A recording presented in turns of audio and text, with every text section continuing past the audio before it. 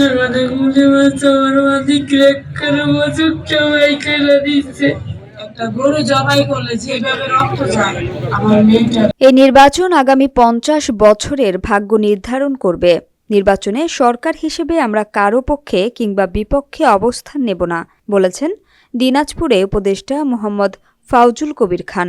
বিস্তারিত থাকছে দিনাজপুর থেকে মোহাম্মদ ফয়জার রহমানের প্রতিবেদনে। আমি ওর বাম হাতটা এরকম ধরে উঁচু করলাম, দেখি যে ওটা ঠান্ডা হয়নি বা শক্ত হয়নি, আবার হাত ছেড়ে দিলাম। বিদ্যুৎ, জ্বালানি ও খনিজ সম্পদ মন্ত্রণালয় এবং সড়ক পরিবহন ও সেতু মন্ত্রণালয় এবং রেলপথ মন্ত্রণালয়ের উপদেষ্টা মুহাম্মদ ফাউজুল কবির খান বলেছেন, এই নির্বাচন আগামী 50 বছরের ভাগ্য নির্ধারণ করবে। এটা 5 বছরের জন্য নয়, কারণ এই নির্বাচনে একটি গণভোট হচ্ছে হ্যাঁ ভোট। জয়যুক্ত হলে বিভিন্ন সংস্কার বাস্তবায়িত হবে। তিনি বলেন, এই নির্বাচন বাধা ধরা নির্বাচনের মতো নয়। আগের প্রতিটি নির্বাচন রাজনৈতিক দলের অধীনে হয়েছে, তবে আগামী নির্বাচন অন্তর্বর্তীকালীন সরকারের অধীনে। আমাদের কোনো দল নাই, আমরা সবার জন্য সরকার। সরকার হিসেবে আমরা কারো পক্ষে কিংবা বিপক্ষে অবস্থান নেব না। আপনাদের সকলের চেষ্টায় একটি সুন্দর ভোট হবে এবং প্রকৃত যোগ্যরাই জনপ্রতিনিধি নির্বাচিত হবেন। সুষ্ঠু ও অংশগ্রহণমূলক নির্বাচন নিশ্চিত করা শুধু সরকারের দায়িত্ব নয়, এটি রাষ্ট্রের প্রতিটি নাগরিকের দায়িত্ব। শুক্রবার সকালে দিনাজপুর বড় শহীদ ময়দানে ভোটের গাড়ি পরিদর্শনকালে এসব কথা বলেন তিনি।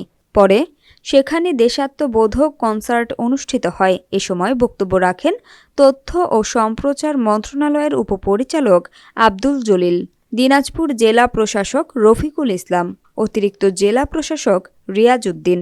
এই যে একটা যে নির্বাচন হচ্ছে, এটা কিন্তু আমাদের আগামী 50 বছরের ভাগ্য নির্ধারণ করবে। এটা কিন্তু একটা 5 বছরের নির্বাচনের জন্য না, কারণ এর মধ্যে আমরা একটা জানেন যে আরেকটা ভিন্ন জিনিস হচ্ছে যে এই নির্বাচনে একটা গণভোট হচ্ছে।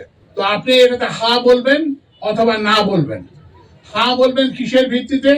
আপনি যদি সংস্কার চান, আপনি যদি চান যে দেশে সংস্কার হোক, আপনি যদি চান যে যেটা সংসদীয় গণতন্ত্রের অন্যান্য দেশে যেটা থাকে, যে একটা সরকারি দল থাকে এবং একটা বিরোধী দল থাকে এবং তারা পরস্পরের সঙ্গে যোগাযোগ করে সরকার পরিচালনা করে।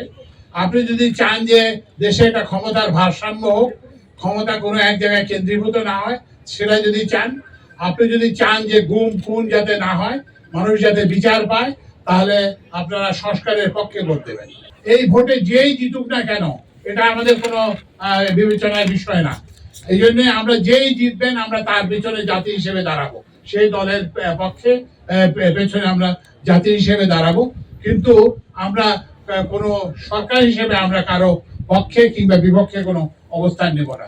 রাষ্ট্র এবং মানুষের মধ্যে যেই যোগসূত্র তৈরি করার কথা এবং একবারে মানুষের উঠোনে গিয়ে সরকারের কথা, জনতার কথা বলে দেওয়ার যে চেষ্টা, আমাদের প্রয়াস আমরা হাতে নিয়েছি।